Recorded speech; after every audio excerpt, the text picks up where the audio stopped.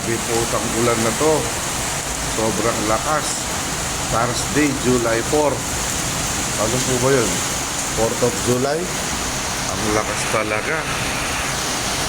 Medyo kumalma na pero bumabalik na naman yung hangin na malakas. 4th of July 2024 po. Hindi ko makakalimutan ito. Wala namang bagyo pero biglang dumating yung ulan na malakas na may hangin na malakas.